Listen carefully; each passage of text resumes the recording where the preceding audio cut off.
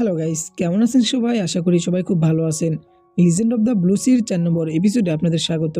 গত এপিসোডে আমরা দেখেছিলাম যে সেই অ্যাকুরিয়ামের নামদু জঞ্জেকে তার আর ওই জলপরীর একটা ছবি পাঠিয়ে দিয়েছিল। অন্যদিকে জলপরীটাও সিকিউরিটির হাত থেকে বাঁচতে বাঁচতে কোনোভাবে জঞ্জের সাথে দেখা করতে পেরেছিল। তবে কি এখন জঞ্জের জলপরীর সাথে কাটানো সব মুহূর্ত মনে পড়বে? চলুন দেখে নিই।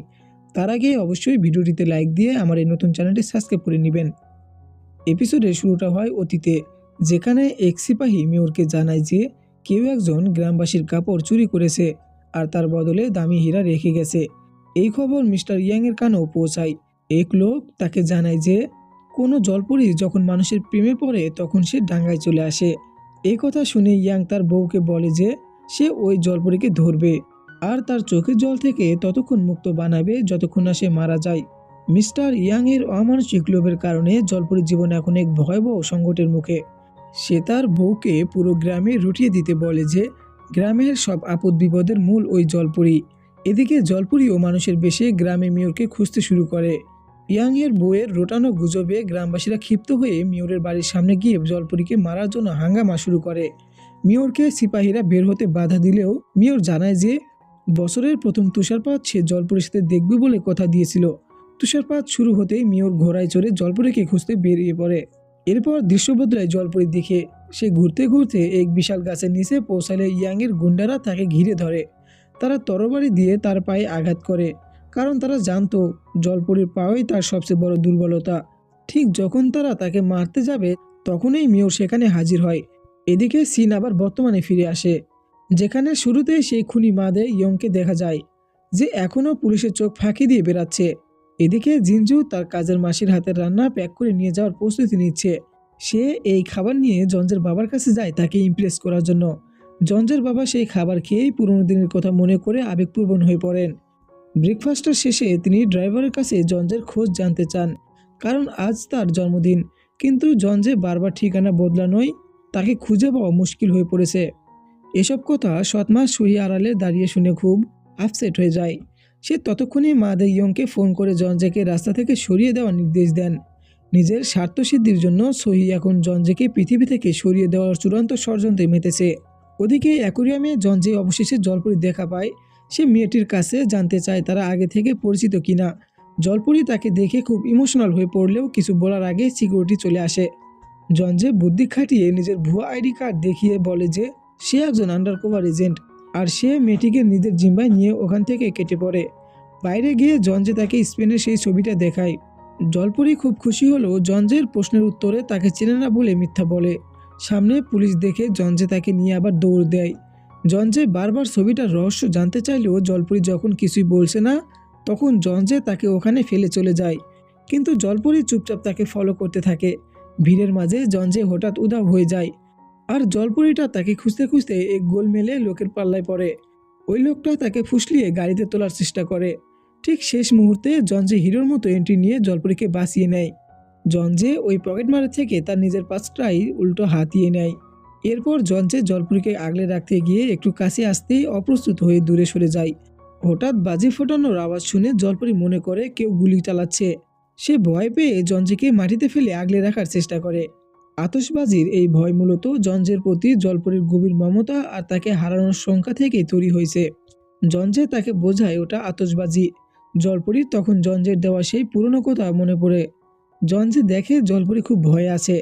সে তাকে শান্ত করার জন্য ফোনে ছবি তোলা শেখায়। জলপরী তাকে জিজ্ঞেস করে সে কেন ছবি তুলছে না। জঞ্জে জানায় তার দরকার নেই। তখন জলপরী তার হাত নিজের বুকের ওপর রেখে এমন কিছু একটা বলে যা শুনে জঞ্জে তার মায়ের কথা খুব মনে পড়ে। জলপরীর আতশবাজি উপভোগ করার আনন্দ দেখে জঞ্জের মনেও এক অদ্ভুত শান্তি মেলে। এরপর আমাদের জঞ্জের মাকে দেখানো হয়। তিনি টিভিতে আতশবাজি দেখার জন্য নিজের বাড়ির মালিককে ধমকি দেন। জিনজু তার স্বামীকে মনে করিয়ে দেয় যে তারাই আসলে এই বাড়ির মালিক, কাজের মাসি নয়। দৃশ্য বদলায় মাদি ইয়ংয়ের উপর। সে সহিকে জিজ্ঞেস করে সে কিভাবে জানলো যে জঞ্জে আতশবাজি দেখতে ওই অ্যাকুরিয়ামে দিয়ে আসবে। এরপর অতীতের এক করুণ দৃশ্য দেখা যায়। মা চলে যাওয়ার পর ছোট জঞ্জে প্রতি জন্মদিনে অ্যাকুরিয়ামে যেত এই আশায় যে সেখানে হয়তো মায়ের দেখা পাবে।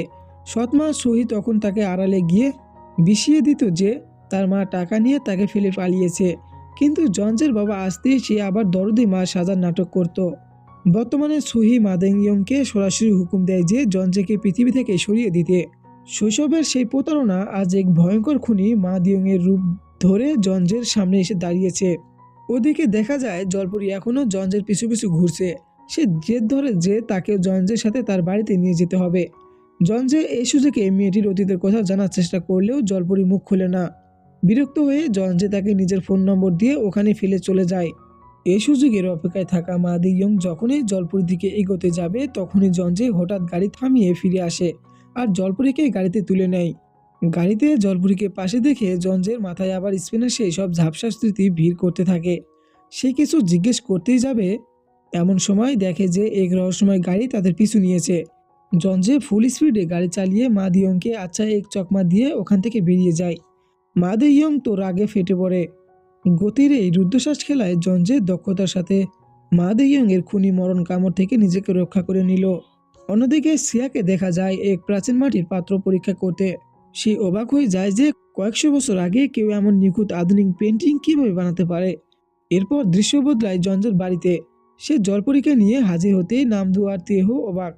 জলপরী ঘরে ঢুকে সোজা পুলের পাশে গিয়ে মাছ খুঁজতে শুরু করে। পেটে তার খুব খিদে। মাছ না পেয়ে শেষমেশ তেহো তার জন্য লুডুস বানাতে শুরু করে।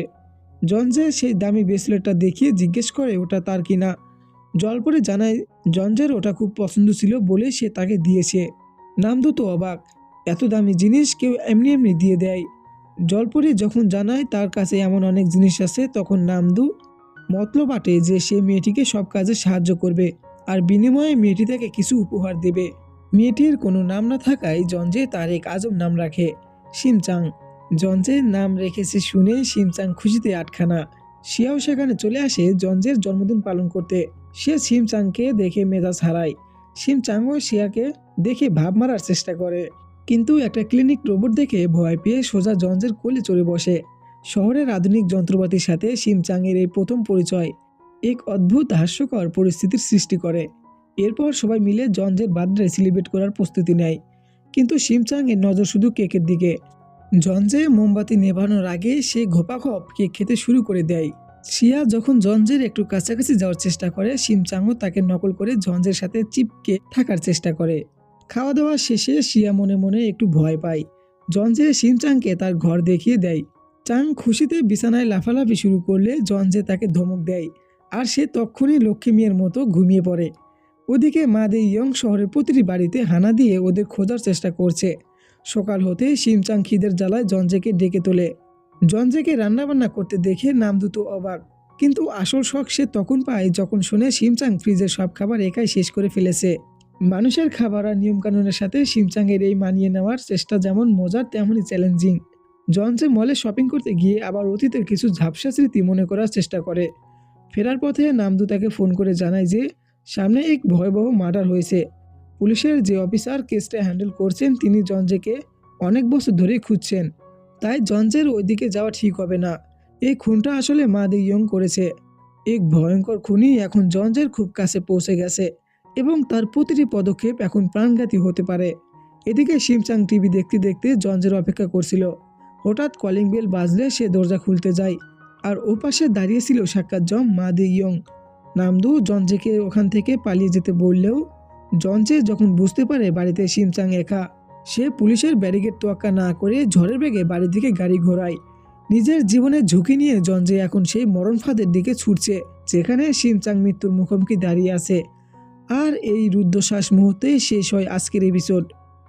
তো ভিডিওটি ভালো লাগলে অবশ্যই চ্যানেলটি সাবস্ক্রাইব করে পাশে থাকবেন। আর আমাদের আবারও দেখা হবে পরবর্তী কোনো এক এপিসোডে। ততক্ষণের জন্য উপভোগ করতে থাকুন আপনার জীবনের প্রতিটি মুহূর্তকে। আজকের জন্য টেক কেয়ার।